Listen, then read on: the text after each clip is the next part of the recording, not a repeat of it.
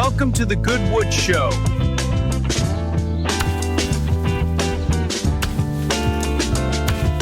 Welcome back to the Goodwood Show. Today I am joined by Kollan House and 8-Bit Penis of MetaDAO and various other things that no doubt we will get into. So welcome both of you. Kollan, perhaps if you could give us a brief intro. Yeah. So I was an early Bitcoiner, got started professionally in 2014 in the crypto industry, was doing management consulting back then. Ended up building a Bitcoin price prediction machine learning algorithm, and then started building my own trading strategies and market making, and traded 2.2 billion the first year trading stablecoins actually on centralized exchanges back in 2019, 2020. Started to bring stuff on chain, discovered Solana, fell in love with it. It was the promise of what blockchain should be as far as high performance and high throughput. I love that you could click a button and I didn't have to explain to anybody. You had to go to an explorer and then maybe wait 15 minutes to see how any of this stuff works. Stumbled across MetaDAO when I met Profit in late 2023 at Breakpoint. And, using markets to make decisions was just right up my alley because I'd made my living off markets and I knew how brutal they could be and how unapologetic and everything else, all the bullshit that comes with social and political power just gets cut straight through. And fell in love with that, talked to him quite a bit and then ended up selling my entire airdrop on the first proposal. So I knew that I had to earn it back somehow, some way. So pulled down the front end, started working on it, and then Profit donned me his co-founder, and we've been at it for the past 3 years. Amazing. So you said that the markets were the draw. But presumably you must have had quite a few people come to you with similar proposals, or was there something else about MetaDAO? Is there a culture that you appreciate? I mean, I joined crypto because of the promise. Programmable money is a very intoxicating and drawing theory and thesis here, right? You had the internet, you had traditional banking in North America that just was slow to adopt anything. Now we've got Zelle and a bunch of PayPal came about and all those other things, but it's still there's so many middlemen, there's so many things that can deny you access to your money. And crypto was when I first got started, there was this thing called BTC Jam. And what you would do is issue microloans to people in Africa that wanted to buy cattle for their ranch, and it's there's no in between, right? It's just here's what you can do with this stuff. And I thought that was fascinating. And then we built a bunch of DeFi and kind of built a shittier version of TradFi with everything else that we would do. We ultimately, created the ultimate casino. And, coming across MetaDAO was holy shit, this is what you're supposed to use crypto for. This is where we get to experiment. This is where we get to do things that are so left curve that, it is built into the DNA of what crypto empowers. And that for me was I've been missing that for the, almost 10 years that I'd been in it at that point because I'd become disillusioned with the industry, but, learned a lot about trading and markets in that time as well and knew the power of it all. So it just kind of was a perfect meet at the perfect time. And, the stuff that I was looking at, because I was operating validators, I was working on on-chain strategies and stuff like that. But, here's a chance to actually solve a big problem or work on a big problem in an experimental way. And, human coordination is a big problem. It is the entire definition of how power structures exist, and everything throughout human history is how we organize and how we, how we coordinate around things. And so here's a grand experiment in that. And here's a fundamental thesis around, the guy that created the great filter theory and AMMs, Robin Hanson, right? He built this. So can we iterate on this? And I thought that was really fascinating and inspiring to be in the industry and then push towards something that could have huge impact. And if that's the use case, then, crypto succeeds because you were able to experiment in that direction. Fascinating. Thank you very much. Well, 8-Bit Penis, your turn. First off, what a name. Not that I can say much, but can we get firstly the inspiration for the moniker? Where did that come from? I mean, to be honest, everybody asks me, where the name comes from, and I'm like, I think I was like 18 when I came up with this name, and like, what else are you gonna do when you're in high school but come up with funny names for yourself, right? And I think I just created this username on Twitter, and I was like, yeah, from today on, I'm just gonna be called 8-bit penis, and and so I created this Twitter account, and well, the rest is kind of just history. To be fair, 18 years old was like less than 6 months ago. So, Hey, nah, that was a long time ago. I'm still a kid though. Well, compared to long time ago. Oh. Yeah, maybe not as long as for Kollan, but still. Fantastic. Well, tell us a little bit about yourself then, and your connection with MetaDAO. Yeah, so I mean, I've been involved in crypto. Well, I don't have 10 years of experience like Kollan does, but I've been in crypto for like 3 years, and I've been paying very close attention to it ever since I joined. Pretty much 24/7, my life has been crypto. And the connection I have with MetaDAO is I've been covering MetaDAO and talking about it pretty much ever since the first real MetaDAO ICO. I say real because I don't think like MounDAO is like really that like this ownership coin kind of thing. I think like OmniPair was the first one that was like a real startup. And so I've been covering MetaDAO ever since then. And I got really fascinated and kind of pulled into it, into decision markets. And as, Kollan already highlighted, since it was made by the same guy who made prediction markets and the AMM, it was kind of like a perfect storm of just interesting ideas. And I started exploring it, and I participated in the ICOs, and I talked about it a lot, and apparently a lot of people enjoyed the things I was saying. And so I kind of became somebody known to talk about MetaDAO. And then ever since like February or something like that, I've had a podcast called Ownership Podcast where I've interviewed most of the MetaDAO founders, and that kind of evolved into more of like a sort of media company where we cover the MetaDAO ecosystem literally weekly, and even daily. So that's kind of in a nutshell. And ownership.fm as well. The suffix there, is that just the domain that you were able to get, or did you choose that on purpose, the FM bit? I was thinking what's something cool. Like I couldn't get ownership.com, obviously, although that would have been cool. But low key, I was thinking, what's a place like the whole branding, right, is based around the vinyl record. And so I was thinking what's something that kind of fits that branding, and FM was just something that is perfect, with the whole, it's the whole package. Ownership.fm. The old radio stuff. Like I remember the times when there were radios and stuff like that.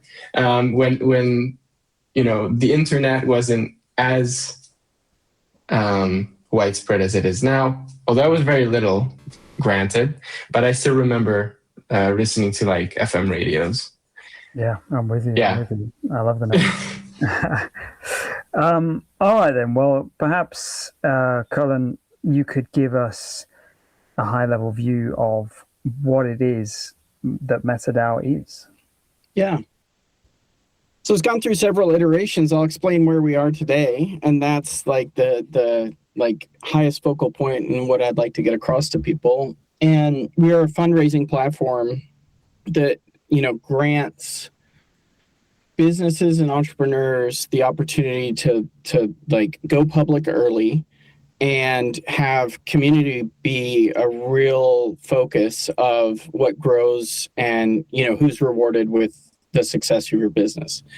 And materially what that means is that we give founders the opportunity to raise money faster and get users faster to grow their business. And we can do that all programmatically online with crypto as the back end. I'd love to see like businesses that aren't necessarily crypto native, and we've seen some of these things emerge with RWAs. But yeah, at the core thesis, we just help people that need to raise money, and then have the community like on board with them from day one. Okay. And I think you both mentioned earlier Mr. Robin Hanson, because I understand that he helped develop sort of the, I guess, strategy of how MetaDAO works. Is that correct? Maybe you can tell me a little bit more about that. Yeah, so he created this fundamental thesis that was like markets may make decisions better than like people, and for various reasons. But like ultimately using price as the arbiter of truth. And he ran prediction markets internally for companies, for organizations, for Department of Defense and different different military branches. And so he's he gravitated toward this idea that says, like, if you pull out the social and political power that people wield, and put markets in that place, then you cut through a lot of the bullshit. And therefore, you probably end up getting better decisions faster, and used a bunch of examples around that to justify it. And that's, using prediction markets that beat pollsters, right? We saw that with the last election where, like people would call me and they're like, yo, there's no way the polls are 50-50 for Trump, and Polymarket's got 70%. And you're like, there's a $24 million opportunity here if you have better information than the market does, for you to correct this mispricing. And so, he proposed this in 1999. He wrote this paper, vote on values, but bet on beliefs. And he used several different structures. One was like, how could a government use this? The other is like, how could business use this? And his example, which I think set Futarchy back by a decade, was like fire the CEO.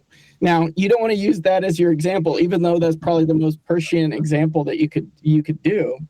But he basically said, like, you could have a stock that would split around a decision, and you could say, what would the value of Apple be if Tim Cook is fired? And then what would the value of Apple be if Tim Cook was, kept on? And use that, like, what would the value of Apple be? And use that to drive the decision, right? So if Apple is far more valuable if Tim Cook leaves, the shareholders, through trading and saying, like, this is the, the direction that we think that would net benefit Apple shares, drives that decision. And you could imagine many different scenarios where CEOs have underperformed relative to the market and in their position, but the board kept them on because they played golf with the board, like they had family events with the board, like all these social political reasons for doing it. Whereas like it affected the share price net negatively. And you're like, well, this is what this is all about. So, he used several examples where markets were faster at making determinations than like either panels or organizations as well. And so I think that is, structurally the fundamental like basis that we used. And then, we built more off of the business example than the government example. And that's where we are today. Okay. So whoever's best placed to answer this one, how does that come into MetaDAO? What is the structure of MetaDAO? If a business comes to you because it wants to raise funds, what's the story? Yeah.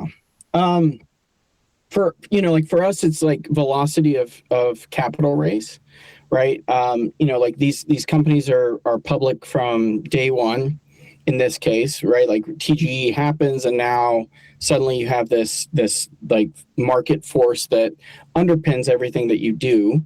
But so because when you say public, you mean like in terms of this ownership coin? Or you talk, okay. Your token is available, right? Like there's liquidity, whereas like if you're a startup founder, you only receive liquidity at like a potential round, an exit, or an IPO, right?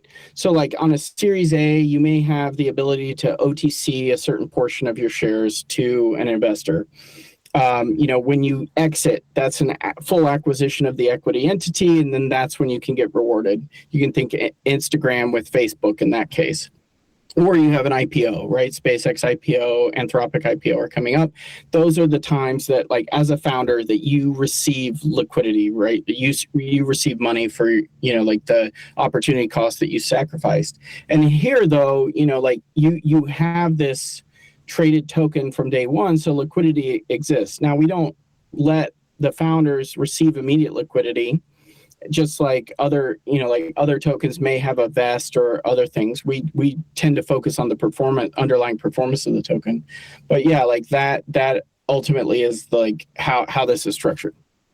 Okay, so a company comes to you, they say, we want to raise funds. We look at this ownership token model. And so how does it look? So it's released via a MetaDAO like protocol, and who buys it? Where how is it marketed? Let's start with that. Yeah. So fundamentally, it's a fundraising platform. So money comes in, tokens come out. We're opinionated on that structure, but like that's by definition of our definition, but it doesn't necessarily need to extend to anybody else that wants to like use the protocol. It's a permissionless protocol. Anybody can make the calls to the contracts. Nobody needs to be in control of any of it. But at a high level, what we try to do is cultivate like a either curated or an accelerated experience for people. And all that distinctly means is that you work with us intimately, or you don't need to work with us at all. And like you have this open platform that anybody can use. It just has the base rules that continue to exist. The reason why people come and contribute is the underlying Robin Hanson Futarchy mechanism here. And what that does is it gives protections for people that participate in these fundraises where they don't get them otherwise. In almost every other ICO, in every other mechanism, the money goes to the team and there's no way to get that money back, right? Like you've seen it in the most rudimentary way, which is somebody sends a token address and people send money to this address. And then there's a promise that tokens will come out and then who knows what's going to happen. And then there's more mechanistically designed systems where people do ICOs and token launch pads where maybe there are some guarantees around it. Most applicable, I would say, is like the refund mechanism that people offer, right? Like, hey, if you're not satisfied with the token's performance, then you can, get a refund for whatever period. But in our system, the money is managed in like singular entity on chain, and the team can draw from that entity at a set burn rate, and then anything that they need to spend beyond that needs to go through a proposal. And needs to go through the fundamental mechanism that we built there. And that fundamental mechanism also handles issuance, and it handles issues with intellectual property as well. So the fact that this is like wrapped in this on-chain construct means that, like the team just can't go out without any accountability baked into it. So there's a high level of accountability that's baked in. So the teams come to us, we explain the system, like a lot of this stuff is like, hey, these people are learning it for the first time. They need to understand what's going on behind the scenes as well. And then there's a legal, heavy legal component to this. And so we have to navigate that as well. And, we can make a determination on like, hey, listen, we just don't think that you're going to, you need the institutional support that we can provide. And you can go out and do this without us. Or, like we think that, given this raise and given the business, we think that we can work with you on an institutional side and start to build out, the people that want to contribute and participate in this fundraise. And after that, right, like it's just configuration on chain, people make commitments, and then there's this pro-rata preference stack system that we built so people can contribute in the fundraise. And then, after the fundraise completes, which is in 4 days, then You have a distribution of the tokens, a percentage of liquidity, a percentage of the raise goes to liquidity. So now it's immediately tradable with deep liquidity. And then all of this is baked into the Futarchy system, which means that you can create proposals, you can do issuance, and you can participate in all of these decisions. And that's kind of the full flow. So bringing it to you, 8-bit penis, So you, with ownership.fm, you've been speaking to a lot of the people that have been using MetaDAO. What are the sorts of people and companies that you're finding are coming to the platform to use it for their launch? I've actually talked to also a lot of founders, and I've noticed a lot of solo founders. So people who may not have the connections or the resources to source venture capital and stuff like that. So that's who I've noticed, especially on the permissionless side. Futarchy, I've talked to a lot of solo founders who are trying to raise through this mechanism because of how easy it is and because of how there aren't really any prerequisites. And something like this could only be enabled by a mechanism like Decision Markets, especially for ICO participants, because it allows you to not trust the founders themselves, and it allows you to ape into these launches, knowing that your capital won't be misused. So. Yeah, those are the types of founders I've been seeing is a lot of solo founders on the permissionless side. And what about contributors, let's say participants? You've got a bunch of people that have got to buy these tokens, and within 4 days, it's a very small time slot. To be honest. It's so there's a lot of different people who like ownership coins, and it's very surprising how many, you can see institutional side of people or more serious people on Twitter. You also see a lot of sort of smarter retail. Surprisingly, what I don't see is all the meme coin, all the people who love to buy meme coins. I don't see them buying ownership coins, which I think is extremely interesting. But a lot of people who like to invest in a way where, they like to think about their investments and like to have fundamentals for their coins. I see those people trying to invest, but definitely not the meme coin. Oh, well, we can just call them gamblers. but yeah, there's actually a lot of people who love, and actually, funnily enough, this is just a side note. One of our one of our biggest supporters and somebody who turns into our show every week, on every Sunday, we have something called Ownership Radio, where we basically cover everything that's happening with MetaDAO and ownership coins. And then there's this guy called David from ICA, and he kind of started out as a MetaDAO skeptic, and he's basically tuned into almost every single episode on Sunday, and he's slowly starting to become fully MetaDAO pilled. So I think there's a lot of people from a lot of different backgrounds who love to participate, because I think it just creates a very good, there's a very good balance between, it's both intellectually stimulating to look into ownership coins, and also if you like investing and you like markets, it also gives you an outlet to invest into tokens with fundamentals. So yeah. There's something new happening on Solana, and you can hear it. So Radio is a 24/7 radio stream and original tracks only. No copies, no noise, just real vibes from the ecosystem. If you're part of the space, you need to hear this. Discover Soul Radio now at soulradio.fun.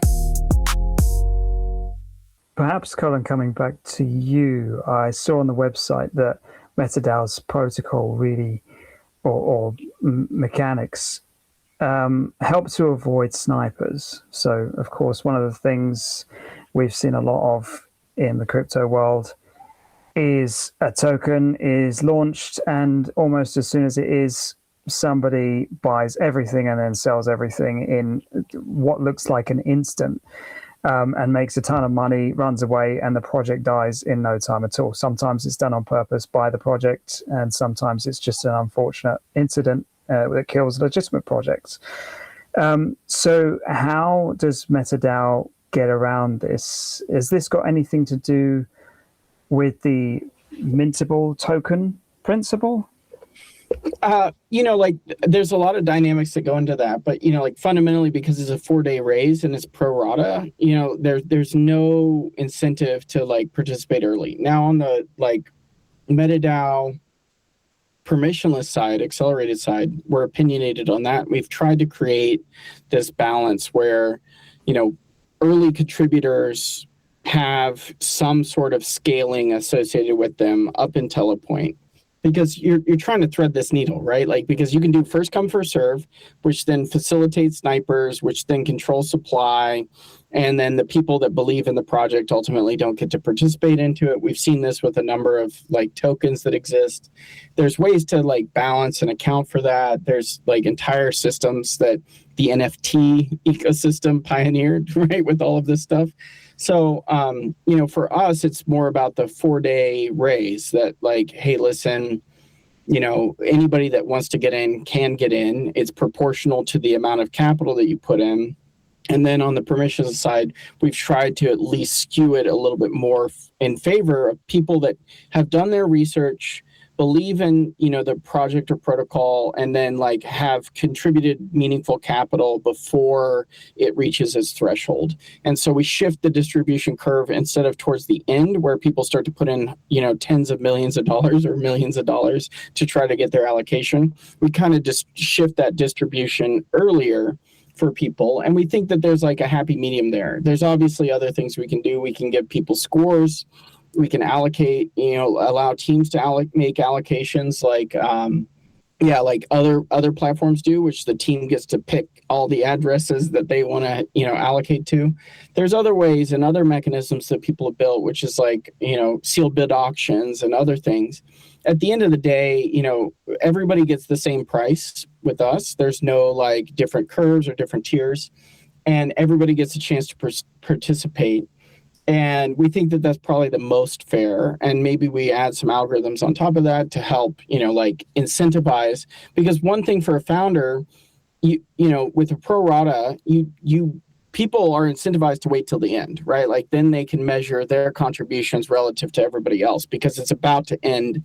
I'd rather put my 50 million and get my 20% of supply, knowing that everybody else contributed everything. So we are trying to shift that experience for founders because you could be nervous and sitting there for 4 days, and then at the very end you raise the amount that you do. So there's obviously some stuff that we can do in there. The liquidity is immediately provided. We've definitely had like snipers that come in and try to like snipe the liquidity. As far as we can tell, the only people that are impacted by that are other snipers. So we're like, who cares? It's not like that we don't care about the problem, but it's like, listen, if these guys are going to like siphon funds from each other, and the fundamental thesis behind it all is that these are like a very different asset class. And so, people that want to immediately sell are not our target customer. And in fact, they probably should not be participating in these fundraises themselves. And, so designing a mechanism around isn't necessarily like in the best interest. So, but there's definitely none of what we've built so far, I would say, is in state, and none of what we've built so far has not been iterated on, or we haven't explored, or we haven't thought about deeply. Okay. One of the things, well, actually coming back to this 4-day window really, really fascinates me. Once that 4-day window is done, that's it. Nobody else can contribute to the raise, but presumably that's when the ownership tokens become public. So anything that's minted at that point can then be traded. Is that right? That's correct, outside of like the team performance package, and obviously the liquidity is like protocol owned. So like this is the team or the protocol owned liquidity. We're just moving some liquidity around to establish the price that everybody paid and everybody can participate in. That does not mean we do mintable tokens here, right? Like you can imagine Facebook wanting to acquire Instagram. If they can't issue new shares, they're shit out of luck. Why did we say that, like, hey, you're going to mint 1 billion tokens. 1 billion tokens is all that anybody ever going to need. Not only that, but you create this perverse incentive on the treasury has $750 million of token, and we're going to mint the shit out of it because, like that's the money that we have. That's what we can afford to pay. And it dilutes all the token holders without like the token holders having meaningful decision-making authority around it. They can't think about it the same way as me saying, hey, I'm about to issue 20% of supply. It's going to dilute you guys down. So I think, like materially, there's like multiple components that go into this. But yeah, like post-raise, liquidity moves over. We issue a bit more tokens, 2.9 million tokens in aggregate, with 20% of the funds raised. So that provides the liquidity and provides liquidity for the Futarchy mechanism. And then from there, we've had two, outside of MetaDAO, we've had two, additional token mints from projects. We had one for Umbra and one for OmniPair, where they went out and they took tokens and they did an OTC to raise additional funds that go into the treasury. Because you can do this issuance, right? You can say, hey, I want to sell these tokens not at the ICO price, at current price or premium, and like this is the circumstance that we want to be able to do it. So there are environments where you issue additional tokens, but like at start, this is typically the way that the system works. Okay, so company raises funds.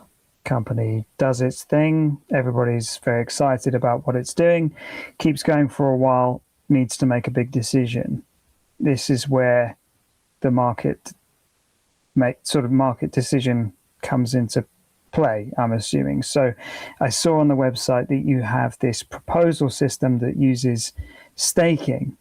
So let's say a company, first off, how does a company decide when is a time to make a decision votable? And once it does, how does that work? Yeah. So key decisions that need to go through Futarchy are excess expenditures, issuance, so additional mints or configurations with the supply, and then anything to do with the intellectual property. So there's only really ever 3 times that people need to raise proposals. Most of the proposals that you'll see have only that subject matter to deal with. MetaDAO dog fooded it itself. It used it a lot for a lot of decisions early on, and then we've kind of iterated into this like, listen, we're not governance maxis here. Like founders have given up a lot of control and a lot of authorities. They still need a wide berth to be able to build the startup that they need to do. And we're still tweaking that. But really it comes down to, three key aspects, which is like, I need to mint more tokens.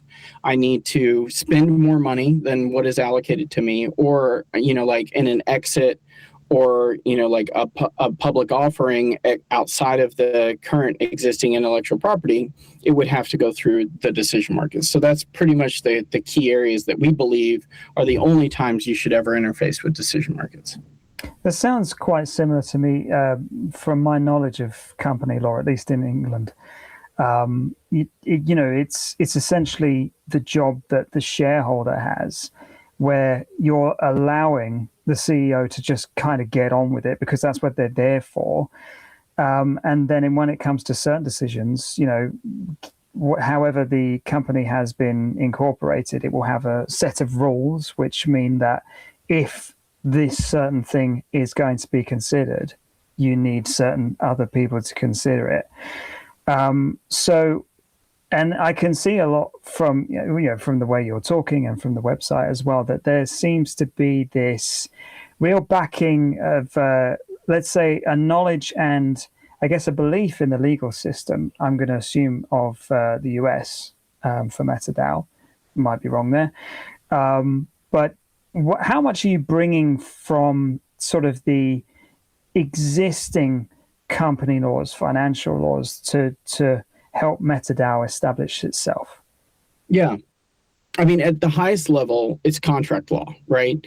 You and I can engage in any contract we want. A judge will look at us, it's confused as he or she will be, right? But like the contract law is what two authoritative people signed, and this is what they agreed upon, no matter how ridiculous it is, right? Like that is contracts, right? Now, there's stuff that like you can't violate law with contracts. You can't do this stuff. And people like to bring those as like ridiculous circumstances, which like, don't get me wrong, like let's play out all the circumstances and see like where this stuff breaks down. But, like somebody can come to me, as a certified accountant and tell me to cook the books, right? And many people will do that and some people won't. But if you do that, that's illegal, right? Like, and if you lose your job or you stop doing, like you don't want to do that, like you as an individual have every like authority to be like, I was ordered or issued something that is illegal, so I cannot, dutifully execute this stuff. So like people like to play that game with Futarchy markets and be like, well, what if it's fund North Korea directly? And you're like, well, that's illegal, so you're not going to do it, of course, right? Like, this thing does not have unilateral control over everything, right? The transfer of assets and things like that, it does, but you would imagine that people that participate and have a stake of value in this, right, like want to see the value continue to be perpetuated. The problem is, like people don't typically, and you can bring these examples up, but people that make money aren't typically in the business of like lighting money on fire either, right? Like this isn't the Joker scene where you have this stack of money and you just light it off on fire. So in this case, right, like it's probably enough that it's not going to do that because like people don't, like you just don't do that to have a vendetta or anything. Like there's more efficient ways to destroy things and like inflict revenge. So like at the end of the day, a lot of this is precipitated on contract law. Contract law is well understood.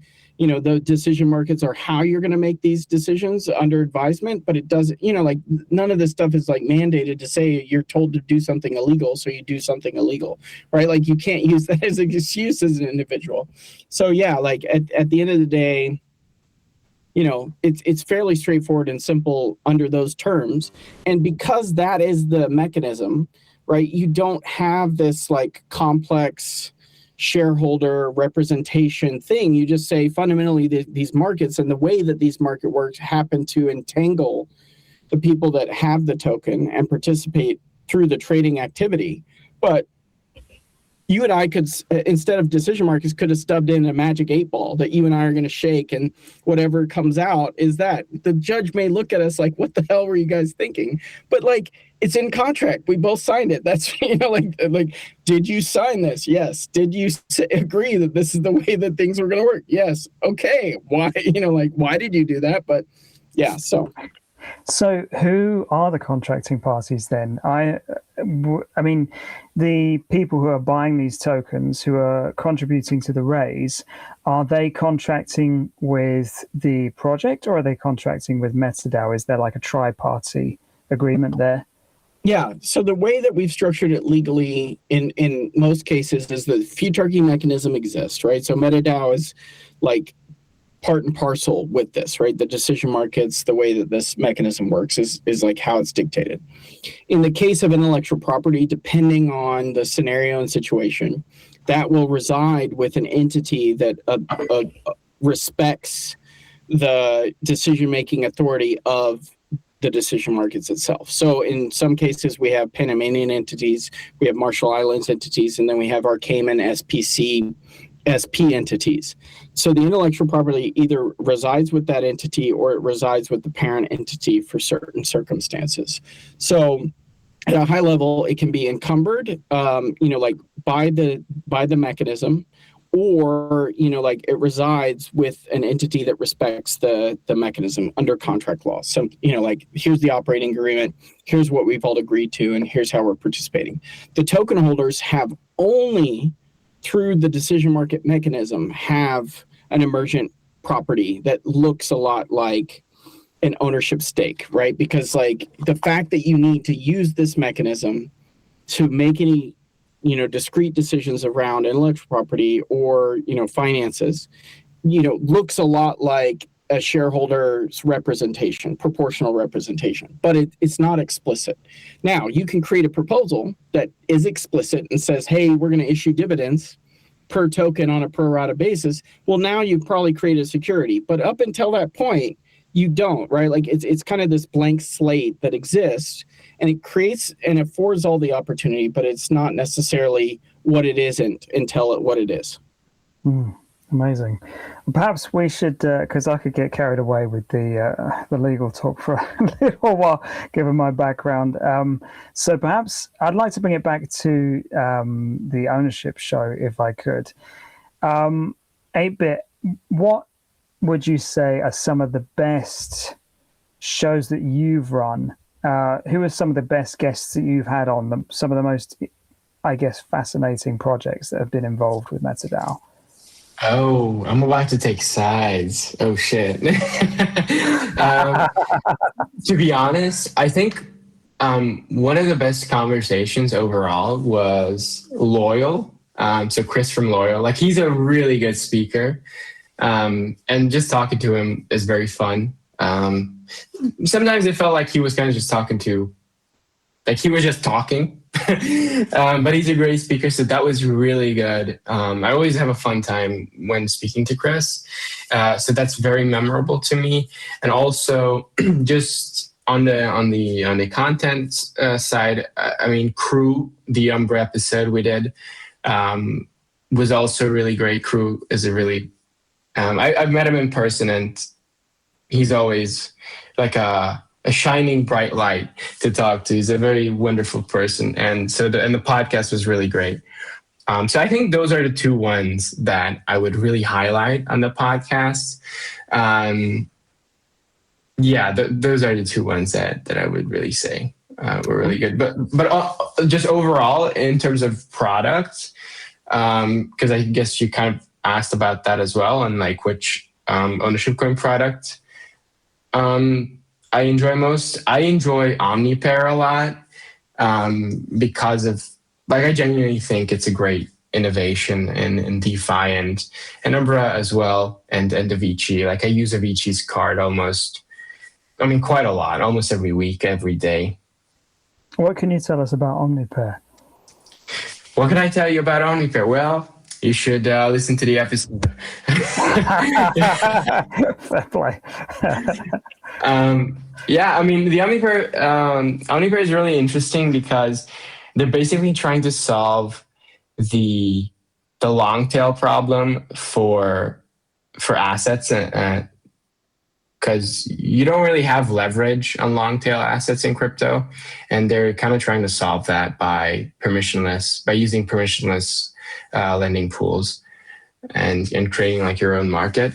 It's a very, very cool idea. I highly recommend everybody look into it. Listen to the show, of course. Yeah, definitely.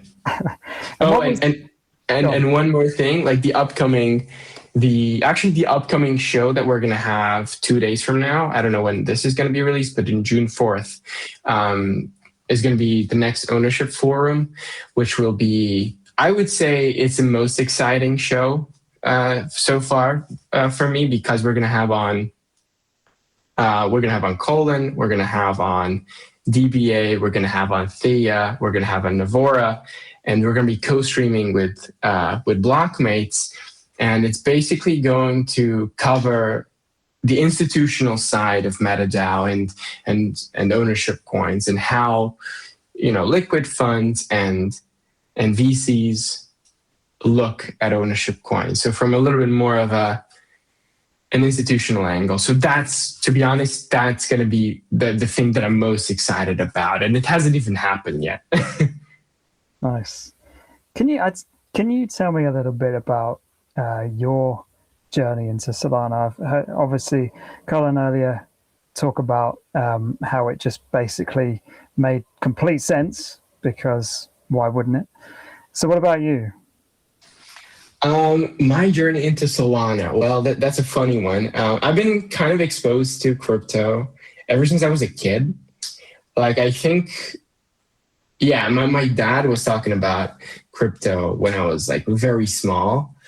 And so I've always been, and I'm also a software engineer. So I've been interested in software engineering ever since I was like a kid. Like I always had a computer and stuff like that. And I was always like programming and, doing Minecraft mods. I don't know.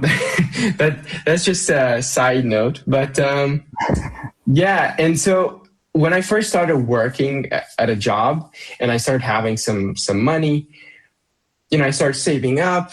I was like, well, what am I going to invest into? But the problem is, so I live in Hungary and I live in Budapest, and we don't really have any good brokers. Like, we have some, but they're just not. They're not like, they don't make it like in the USA. They don't make it like that. And I just kind of got interested in crypto. And my first introduction to crypto was Binance. And right after Binance, I was like, okay, well, these coins are very cool, but let me actually try to use them, not on a centralized exchange, but, try to use the chain itself. And to be honest, I was like, my dad told me about Solana in like 2022 or like 2023. I don't remember exactly. And I just remembered it and I saw it on Binance. I was like, okay, I'm going to try this one out. I just went on crypto Twitter. I like watched some airdrop guide. Like, this was right at the heights of or actually the beginning of after what happened with the G2 airdrop and the Jupiter airdrop. I don't know if you guys remember that, but that was like a very lively time to be on Solana with all the airdrops happening and everything like that. So that's kind of how I got started. And I've been obsessed ever since then. Like, I've been extremely obsessed with it and just spending all my time. And I've never looked back. I tried to do other chains. I looked at EVM, I looked at Ethereum and then Sui and whatever, but they never really clicked. I remember a couple months back, I tried to do a transaction on Ethereum and it cost me $50 for a $10 USDC swap. I was like, damn. And this was 2 months ago and they still say that Ethereum can scale. So, I don't know about that. And the rest of the chains that I looked at aren't really what I'm trying to, like, I don't think it's what crypto is trying to achieve. Most of them are very centralized and they're a lot of them are permissioned. And so Solana is just a perfect balance of being decentralized, scalable, and fast. And so that's why I keep coming back to it. And I don't think I'll ever change. The community is also great. I think we have the greatest builders. I see the most innovation on Solana, obviously MetaDAO being my favorite one. Yeah, that's it. It's a beautiful thing. Brought a tear to my eye. Well, I think we're just about coming up. So, first of all, 8-Bit, how do we listen to the show? So if anybody wants to listen to Ownership or any of Ownership's products, well, you should definitely do that. You can find us on Spotify. We have all of our episodes on YouTube, and you can find us every Sunday at 3 p.m. UTC doing the weekly Sunday spaces called Ownership Radio. I highly recommend anybody join that just as an introduction to the ecosystem. We always have a lot of fun.